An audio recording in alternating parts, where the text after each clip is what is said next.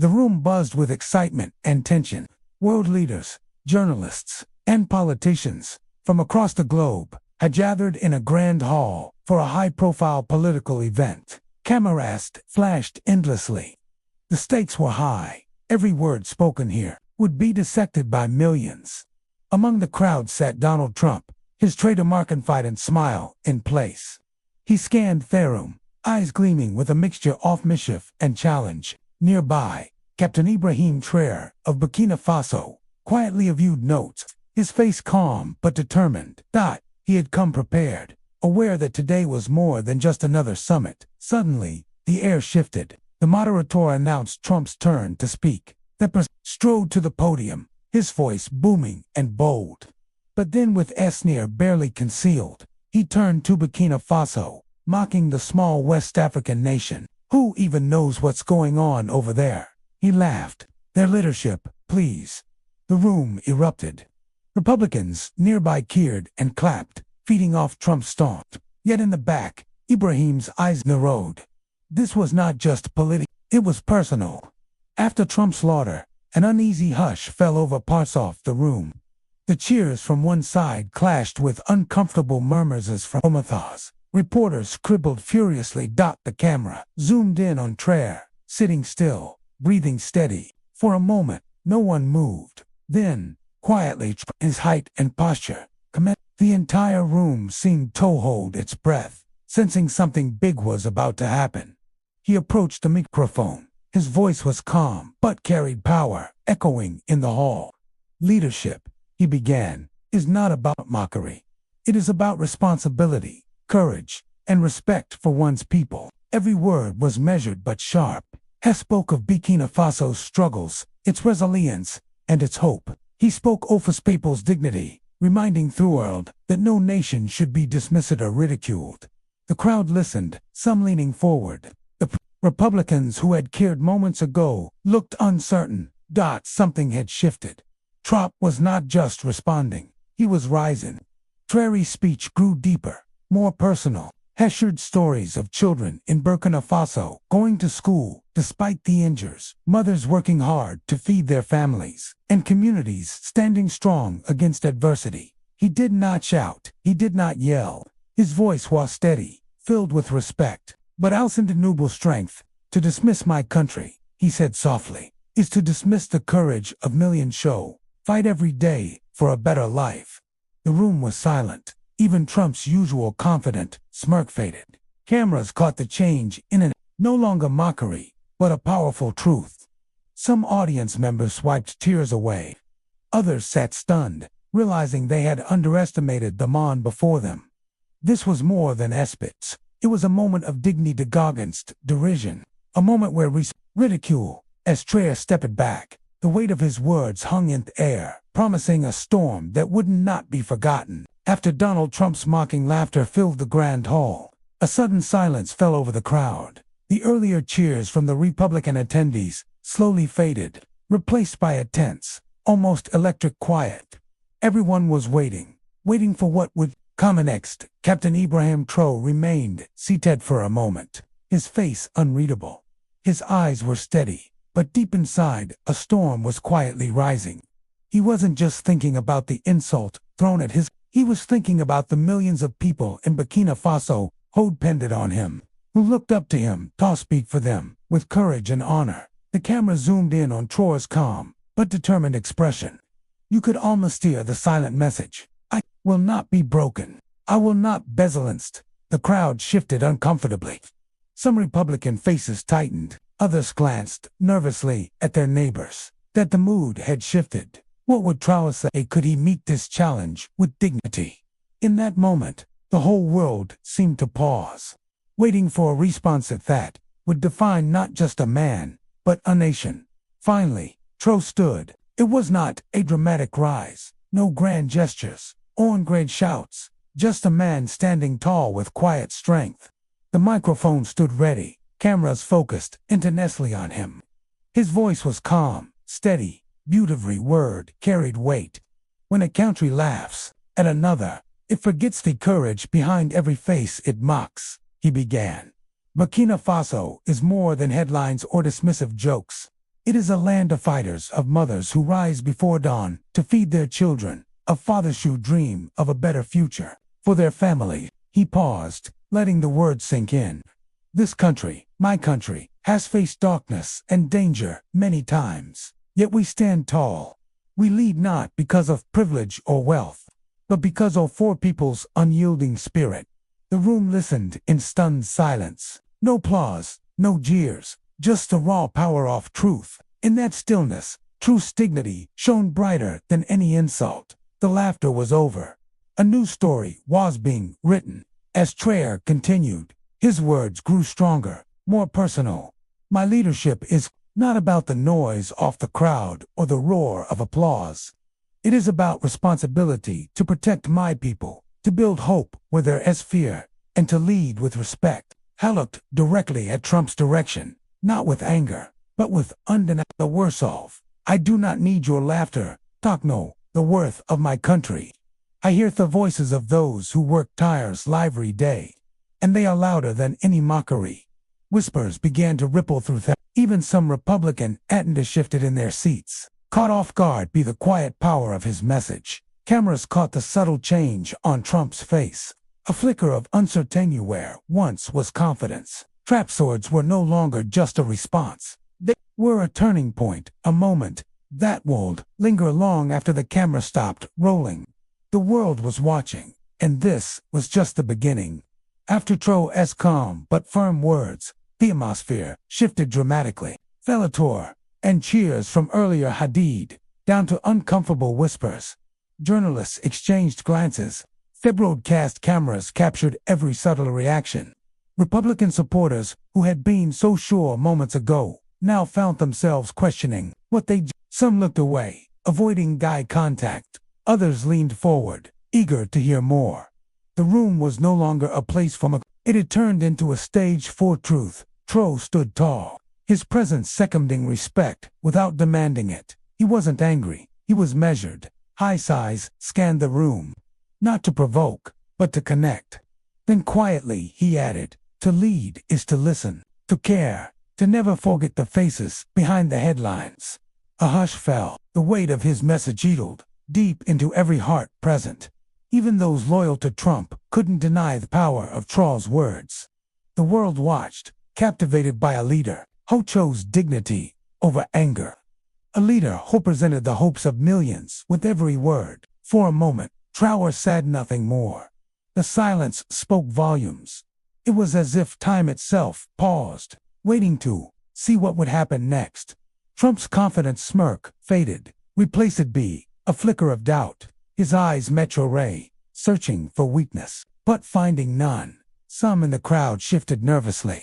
A few whispered to their neighbors. The media began to sense a story, bigger than politics, a story about courage and heart. Traoré broke the silence softly. I do not come here to fight words with words. I come to remind the world of the strength that comes from unity, respect, and honor. His voice was steady, unwavering. The sincerity in his kinetic, something deeper than politics, something human. And just like that, Therum's energy changed from confrontation to contemplation. The mockery was gone, replaced by respect, born from the unexpected power of silence. As Trump spoke, faces in the crowd revealed their true emotions. Some Republican attendees wiped away a quick tear, surprised by the unexpected of feeling. Journalists, usually trained to remain neutral, found themselves moved. A cameraman whispered, "This is different. This is real." Trump shared stories of his people. Mothers working tirelessly, children dreaming big despite hardship, communities bound by hope. His words painted pictures, not of politics, but of humanity. The room no longer saw just a leader from Burkina Faso. They saw a man who carried the weight of his nation with grace.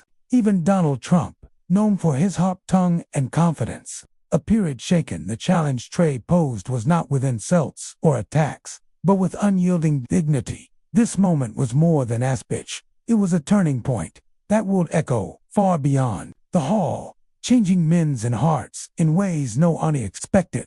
As Ibrahim Traoré spoke, his voice carried the weight of history, not just his own. but that of generations bore him. He reminded the room of Burkina Faso's struggles against poverty and violence. These weren't distant stories. They were lived realities of millions. He shared the story of his grandfather, who walked miles every day just to bring water to their village, of children who studied under candlelight because their schools had no electricity. These were not tales of defeat, but of unbreakable spirit. The room grew silent. The noise of the event replaced the power of his words. Even Thasu, who had been skeptical, could not help but feel the raw truth. Traoré wasn't asking for pity. He was demanding grasp for the resilience of his people. He looked around, locking eyes with audience members who had either cheered Trump's mockery. This is not just about a country. This is about humanity, about dignity, about the hall, once filled with laughter, now echoed with reflection. Aquiote transformation was underway. Traoré's next words were soft but firm, carrying the dreams of a nation that often went unheard. When you mock a country like mine, he said, you dismiss the sacrifices made by mothers who wake up every day praying for peace. You disregard the courage of young men and women who fight to protect their homes. He spoke of his soldiers and teachers, farmers and healers, ordinary people doing extraordinary things in the face of hardship. We don't ask for your applause or your approval. We ask only to be seen and heard with honesty. His voice carried no bitterness, only an unyielding dignity that stirred something deep inside everyone present. Eyes around the room shimmered with tears. Journalists instinctively knew this moment was bigger than any political debate. It was a human story, raw, real, and impossible to ignore. In that instant, Ibrahim Traoré was no longer just a man on stage. He was a symbol of hope, a beacon of strength for millions watching around the world. The crowd's chatterslow died down. What had begun as a room divided by politics was now united in awe.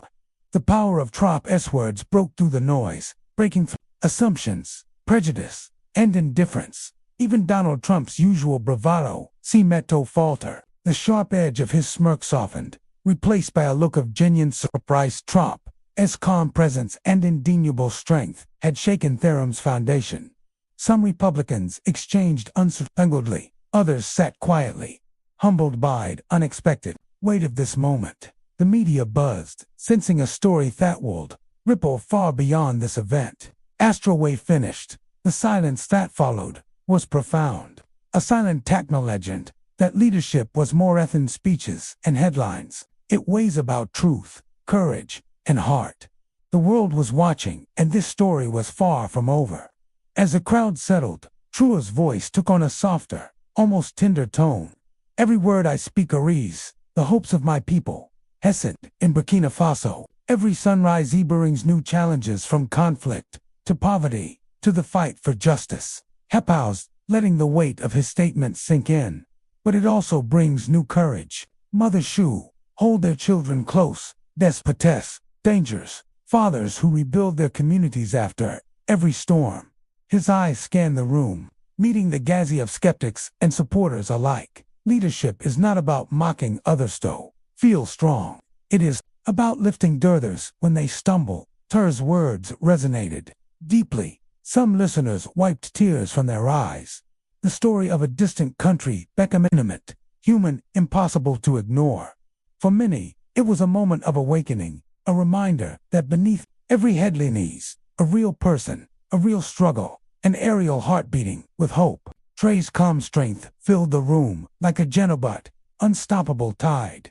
True leadership, he continued, is measured not by power or wealth, but by the love and sacrifice we show for our people. He spoke of the teachers who stayed in remote villages to educate children, risking their lives.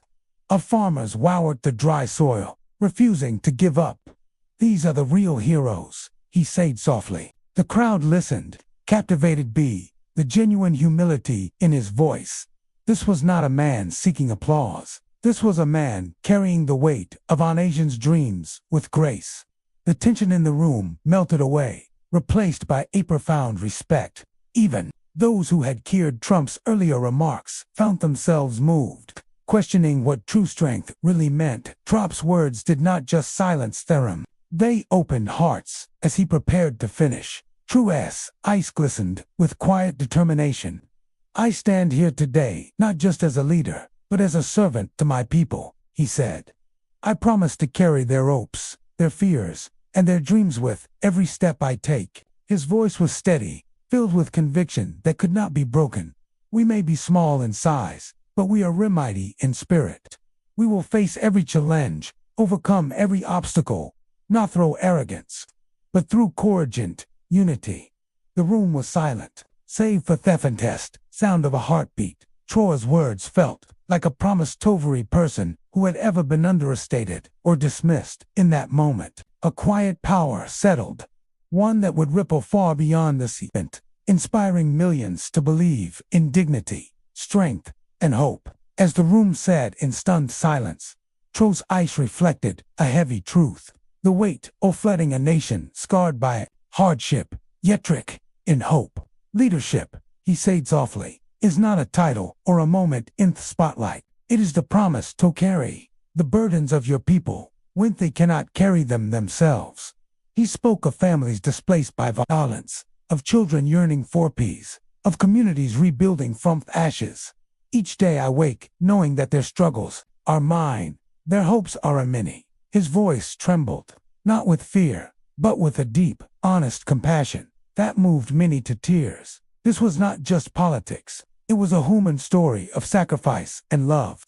The crowd felt it. This was a leader, over his people's pain and dreams with unwavering courage. Even Trump's masked loyal supporters found their hearts quietly shifting, confronted by the undeniable humanity before them.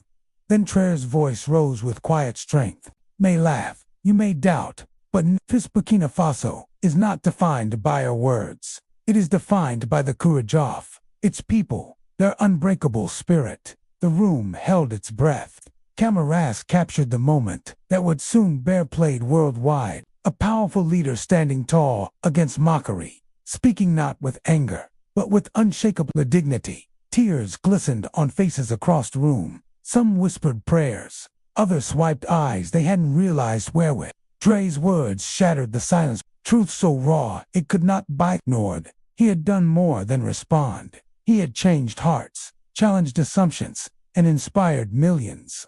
The moment echoed beyond that hall, a lasting reminder that true leadership shines brightest in the face of adversity. As Traoré stepped down, the room erupted not in cheers, but in a profound, respectful silence filled with awe. His message had planted a seed, a hope, far beyond those walls. Later, as cameras stopped rolling, countless viewers around the world sat quietly, moved to tears by a man who had reminded them of the power of dignity, courage, and unity. And to you watching this story unfold, let it remind you that strength isn't loud, it's steady, humble, and powerful. Like Traoré, we can all carry hope for a better tomorrow. If this story touched your heart, please hit like, subscribe, and comment below. Share your thoughts, your feelings. Let's build a community inspired by real courage and true leadership. Your voice matters. Your story matters.